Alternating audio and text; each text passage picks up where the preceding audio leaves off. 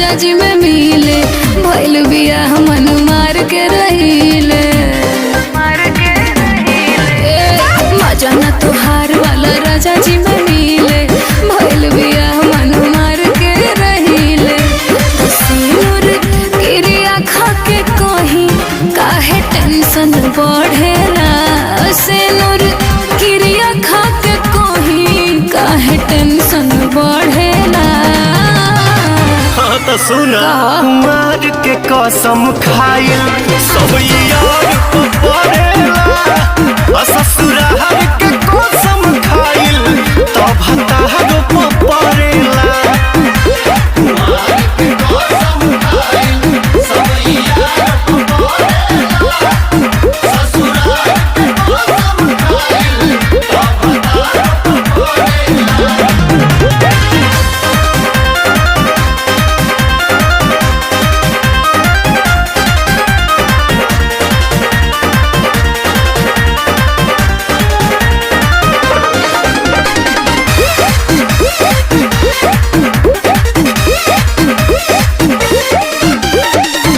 बात बात क्रिया धरावत रहला रोज मिले रात में बुलावत रहला याद बनू कि भुला गइला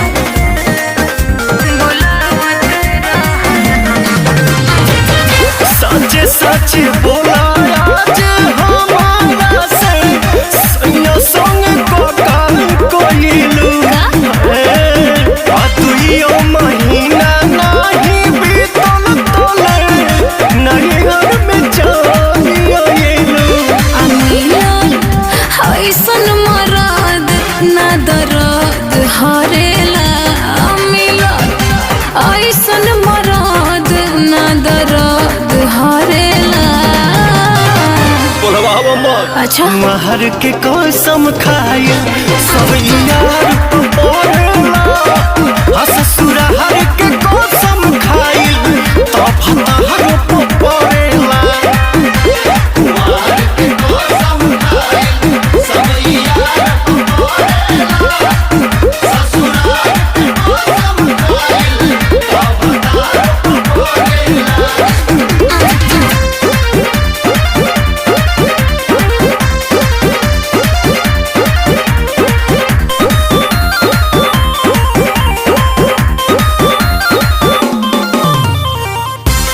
हसे न झूठ कबो बोलले बानी हो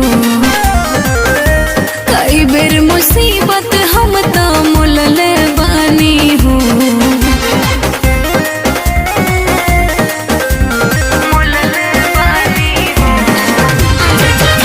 दुनो रे मजा तो मार लेलो अभी हम कुंवारे बनी हो गइलू अरुण बिहारी के तू आज हम तोहारे बनी हो रहती तोहरे पवन अभियो मन करेला रहती तोहरे पवन अभियो मन करेला कुमार के कसम खाइल सब यार पड़ेला ससुराल